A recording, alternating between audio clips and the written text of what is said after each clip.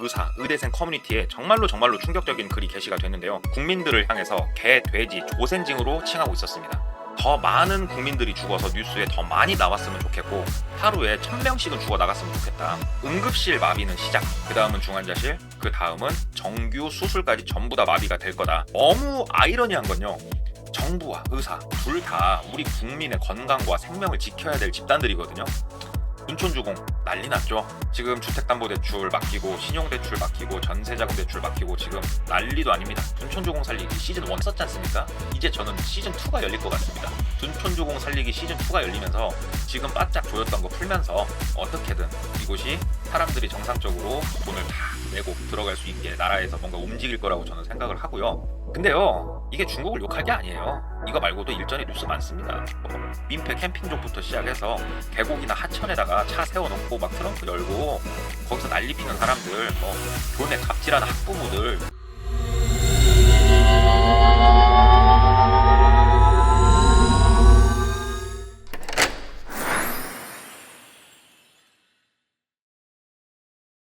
안녕하세요. 잡초근성 이슈 라디오 잡초근성 인사드리겠습니다. 오늘도 3가지 세상 돌아가는 이야기 가져왔고, 그중 정확한 의대생 커뮤니티의 이야기를 가장 중점적으로 다루면서 이야기 시작해 보도록 하겠습니다. 먼저 첫 번째 이야기입니다.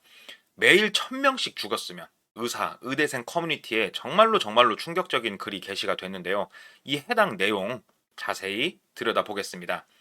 해당 커뮤니티에 국민을 비하하는 글이 올라왔고, 거기에 우리는 굉장히 경악을 했는데, 한술 더 떠서 서울대 의대 교수님이 환자 사망보다 의대 정원 원점 회귀가 더 중요하다 이렇게 말씀을 주셔서 우린 또 분노를 했고, 이 해당 커뮤니티에 글을 올린 사람 일단 경찰에 수사 의뢰를 했다고 하는데요. 이 커뮤니티는 메디스태프라고 하는 커뮤니티에서 이런 글들이 나왔답니다. 메디스태프는 사실 예전에도 문제가 됐던 일들이 좀 있었고, 여기에 가입을 하고 글을 쓰려면 의사 면허를 인증을 해야 된다고 그러더라고요. 그 말인즉 진짜 의사들만 여기에 글을 쓸 수 있다는 건데, 여기 올라온 글들 간략하게 제가 한번 정리를 해봤어요. 잠깐 구독, 좋아요 잊으신 거 아니겠죠? 국민들을 향해서 개, 돼지, 조센징으로 칭하고 있었습니다. 그리고 응급실 뺑뺑이를 돌다가 죽어도 나는 감흥이 없어, 뭐 어때? 이렇게 얘기를 하고 있고요. 더 많은 국민들이 죽어서 뉴스에 더 많이 나왔으면 좋겠고 하루에 1000명씩은 죽어 나갔으면 좋겠다. 사람들 죽는 거 볼 때마다 기분이 너무 좋고 추석 때 응급실 대란이 제발 일어나서 많이 고통받고 죽었으면 좋겠다. 이런 글들이 올라왔어요.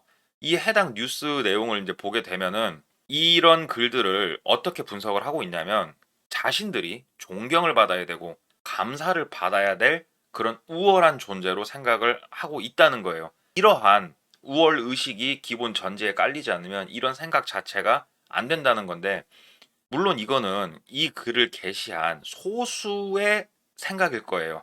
대부분의 의사가 이런 식으로까지 생각한다고 저는 그렇게 믿고 싶진 않아요. 하지만 어찌됐건 의사 면허를 인증한 사람들의 입에서 이런 소리가 나왔다는 것은 우리에게 굉장히 큰 충격과 두려움을 심어준단 말이에요. 이제 이런 와중에 방재승 서울의대 교수님이 우리를 굉장히 더 두렵게 하는 발언을 해주셨어요. 자, 지금은 응급실이 무너졌지 다음은 중환자실이다 하고 이렇게 말씀을 주신 거단 말이에요. 응급실 마비를 이제 시작으로 보는 거예요. 그러면서 중환자실, 그 다음 쭉 이어질 거고, 일단은 다 필요 없고 우리랑 대화를 하려면 당장 내년이죠. 25년 의대 증원 백지화부터 하고 정부는 진심 어린 사과를 해라 라고 이제 말씀을 주신 건데, 응급실 마비는 시작, 그 다음은 중환자실, 그 다음은 정규 수술까지 전부 다 마비가 될 거다. 이 말인즉 국민의 생명을 살릴 수 있는 가장 중요한 행위들은 앞으로 점차 확대해 나가면서 하지 않겠다. 의대 증원 백지화하고 뭐 다 준비를 해라. 그렇지 않으면 우리는 절대 물러설 생각이 없다. 그런데 이분도 본인이 답답한 얘기를 해주셨어요. 의대 증원 발표가 1년 10개월 전에는 공지를 했어야 이게 합법인데 올해 2월인가 했단 말이에요. 이 발표를. 그러면 고등교육법 위반인데 어떻게 이런 식으로 졸속 행정으로 일이 처리가 될 수 있냐라고 말씀을 주신 건데, 이거 역시 맞는 얘기입니다. 굉장히 말도 안 되는 속도로 그냥 일방통행식으로 정책을 발표를 해버렸죠. 의사 입장에서도 굉장히 놀래고 화가 날 만한 일이긴 했어요. 물론 그렇다고 해서 생명을 경시하는 그런 생각은 옳지 않겠습니다마는 어찌 됐건 이분도 본인이 답답한 얘기를 해 주신 거란 말이에요. 그러면서 "이런 위법을 했고 니네가 이런 식으로 졸속 행정을 했으니까 정부는 사과를 해라."라고 인제 말씀을 주시는 건데, 아 좋아요. 뭐 다 지지고 볶고 싸우는 건 좋은데, 제가 느끼고 있는 거를 어떻게 보면 한 장의 사진이라고 해야 될까요? 이렇게 만들어 봤어요. 현 정부는요, 의사들과 사전 큰 뭐 세밀한 조율 없이 그냥 정책을 발표를 했고요. 의대생을 2,000명을 증원을 뭐 이렇게 쭉 하겠다라고 말을 해 줬는데, 거기에 대해서 굉장히 객관적인 자료가 부재하죠. 없죠. 그리고 본인들이 어찌 됐건 정책을 딱 내밀었는데 이거에 대해서 대화의 여지가 없었습니다. 엄청나게 불도저식으로 정책 기조를 지금 유지를 하고 있고요. 의사 역시 지지 않죠. 본인의 가치를 의대 정원을 늘리는 게 아주 떨어뜨린다고 지금 생각을 하고 있고요. 국민의 목숨을 가지고 지금 싸우고 있죠. 협박을 하면서. 의사들도 조율과 타협은 불가해 보입니다. 자, 현 정부와 의사 입장 사이에 낀 건 국민의 생명입니다. 너무 아이러니한 건요, 정부와 의사 둘 다 우리 국민의 건강과 생명을 지켜야 될 집단들이거든요.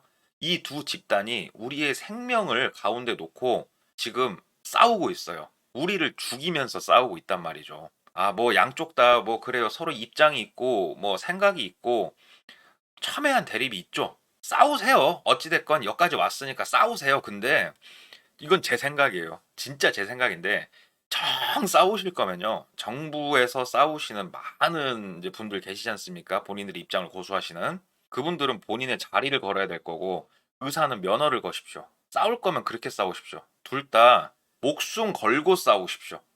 차라리 그렇게 해서 빠르게 조금 승부를 내십시오. 가운데서 우리들 계속 국민들 죽이지 말고, 정부가 지면 이 정부에서 강한 정책 기조를 유지를 했던 분들, 뭐 대통령이면 대통령, 그 밑에 뭐 각부 장관, 차관, 뭐 실무진부터 시작해서 다 본인들 자리를 걸어버리십시오. 의사들도요, 파업하실 거면 그냥 나 일 안 해 하고 나가지 마시고요, 그냥 면허를 영구 반납 해버리십시오. 그냥 영구적으로 면허 취소를 해버리시면서 자리를 떠난다면 어떤 국민이 욕을 하겠습니까?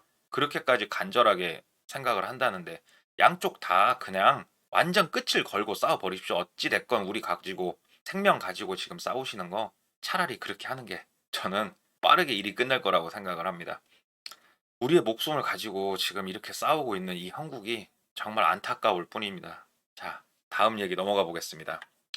둔촌주공 난리 났죠. 지금 주택담보대출 막히고 신용대출 막히고 전세자금대출 막히고 지금 난리도 아닙니다. 이곳이.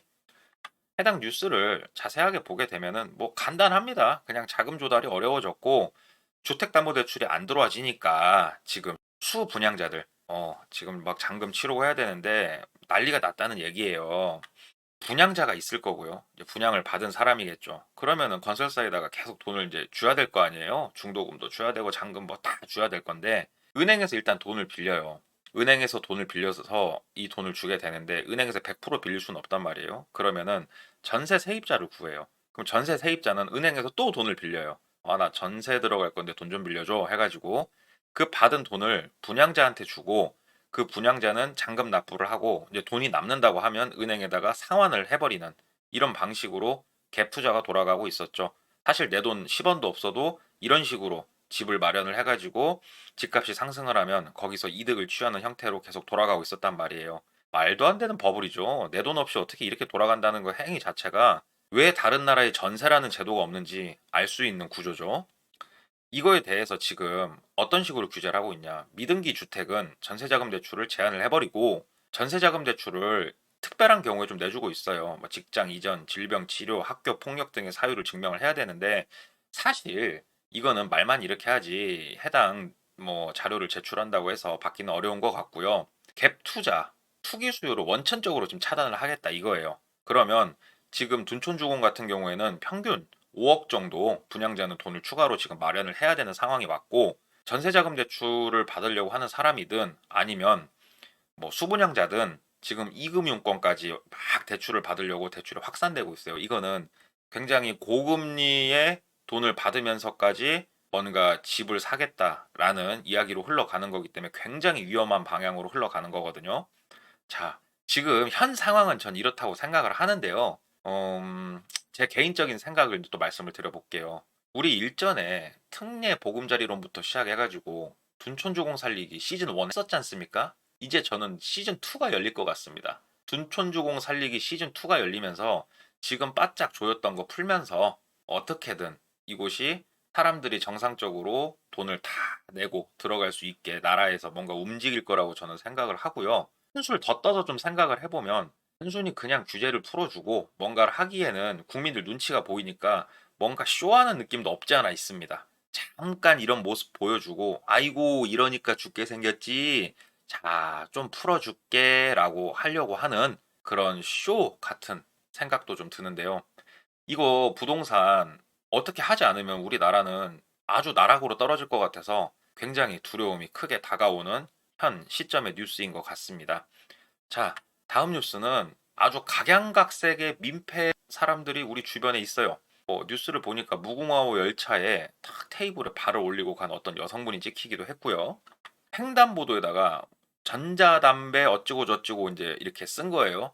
이 내용 보시면은 뒤에 딱 가보면은 바로 전자담배 가게가 있어요. 이제 본인들 가게 홍보하려고 쓴 것 같은데 이 두 행위 다 전부 기본적인 공공질서 예절이 결여된 그런 행동이죠. 이 뉴스들 정리가 된 걸 보면은 제가 말씀드린 내용 그대로예요. 뭐 발 올리고 태블릿 시청하고 있고 뭐 전자담배라고 쓰고 있고 근데 이게 이제 뭐 10만 원의 벌금 정도에밖에 처해지지 않는다. 그러니까는 사실 처벌 수위가 그렇게 높진 않다. 어떻게 보면 예절이란 작은 테두리 안에 있는 부분들이다 보니까요. 근데요, 이게 중국을 욕할 게 아니에요. 이거 말고도 일전에 뉴스 많습니다. 뭐 민폐 캠핑족부터 시작해서 계곡이나 하천에다가 차 세워놓고 막 트렁크 열고 거기서 난리 피는 사람들, 뭐 교내 갑질하는 학부모들, 공공장소 예절이 부재된 정말 많은 내용들이 있는데요. 이게 경범죄, 뭐 벌금 10만 원 정도가 아니고 전 이걸 보면서 인도가 생각났어요. 인도 경찰들이 어떻게 단속을 하나? 차라리 경범죄 10만 원보다 우스갯소리입니다. 인도에 이런 처벌 방식을 도입을 해보는 건 어떤가? 그러면 좀 더 매너가 있어지지 않을까라는 뭐 웃음 나오는 생각도 해보는데요. 저는 개인적으로 이렇게 생각해요. 옛날에 우리 이제 뭐 아버지, 할아버지 세대 때는 지금 정도까지 이런 행위를 공공장소에서 하기는 힘들었어요. 왜 그러냐면 와가지고 서로 쌈박질이 났거든요. 근데 그분들이 우리 뭐 70년대, 60년대 정말 힘든 세월을 살면서 자식들 공부시키고 자식들 먹는 거, 입는 거 진짜 본인들 안 입으면서 그렇게 다 해줬어요. 그러면서 이제 그때 자라온 세대들이 어떻게 보면은 오냐오냐가 시작이 됐고 그 세대가 또 커서 자녀를 낳으면서 그 오냐오냐의 수준은 한층 더 업그레이드가 됐고 현 시점 세대가 자녀들을 이제 막 낳으면서 오냐오냐의 수위는 한층 더 올라간 걸로 보이는데요. 이런 식으로 만약에 계속 흘러간다고 하면은 나중에는 공공장소에서 매너라는 거는 눈 씻고 찾아봐도 없을 것 같아요. 그냥 차라리 웃음 나오는 얘기로 인도에 저런 방식을 도입하는 게 차라리 낫지 않나라는 간략한 농담을 던지면서 오늘 이야기 마무리를 해보고요. 구독, 좋아요.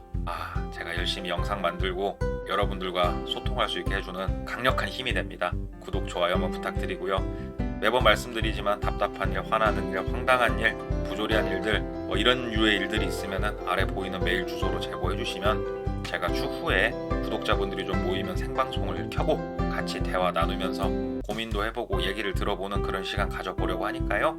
한번 많은 제보 부탁드리고요. 추석입니다. 다들 즐거운 한가위 되시고요. 그 어느 때보다 자기의 건강 챙기시는 그런 추석이 되었으면 합니다. 오늘도 부족한 제 이야기 들어주신 여러분들 진심으로 감사드리고요. 다음 시간에 또 찾아뵙도록 하겠습니다. 감사합니다. 이상 잡초근성이었습니다.